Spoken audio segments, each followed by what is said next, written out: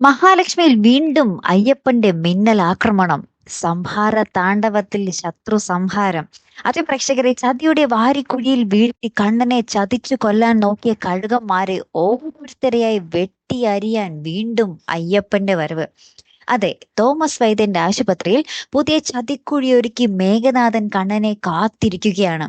ഇതുവരെയുള്ള സകല അടവുകളും ചീറ്റിപ്പോയത് കൊണ്ട് തന്നെ പല മുൻകരുതലുകളും എടുത്ത് തന്നെയാണ് ഈ പ്രാവശ്യം മേഘനാഥന്റെ നീക്കങ്ങൾ.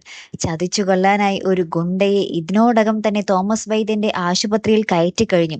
പക്ഷെ അയ്യപ്പന്റെയും ദേവിയുടെയും കാവൽ വലയത്തിൽ ജീവിക്കുന്ന മഹാലക്ഷ്മിയെയും കണ്ണനെയും വകവരുത്താൻ മേഘനും കൂട്ടർക്കും കാര്യങ്ങൾ എളുപ്പമാവില്ല അല്ലെ. ഇപ്രാവശ്യം കണ്ണന്റെ രക്ഷയ്ക്കായി സാക്ഷാൽ അയ്യപ്പ ഭഗവാൻ വീണ്ടും രംഗപ്രവേശം ചെയ്യുമെന്ന് ഉറപ്പാണ്. നേരത്തെ നമ്മുടെ മഹാലക്ഷ്മിയെ അയ്യപ്പൻ നീചരായ ഗുണ്ടകളിൽ നിന്നും പുഷ്പം പോലെ രക്ഷിച്ചിരുന്നു. ഇപ്രാവശ്യം കണ്ണനെ രക്ഷിക്കുക മാത്രമല്ല, ശത്രുപാളയത്തിൽ വിനാശത്തിന്റെ വിത്തുകൾ വിതറാനും അയ്യപ്പൻ ശ്രമിക്കും. മേഘനാഥൻ, പ്രതാപൻ, പ്രതാപന്റെ അമ്മ ദുർഗ, ഉണ്ണി, മഞ്ജു, ഒപ്പം കരുണ ഓരോരുത്തരായി അയ്യപ്പ ഭഗവാന്റെ ശക്തി അറിയും. കാത്തിരുന്ന് കാണേണ്ട വമ്പൻ എപ്പിസോഡുകളാണ് ഇനി വരാൻ പോകുന്നത്.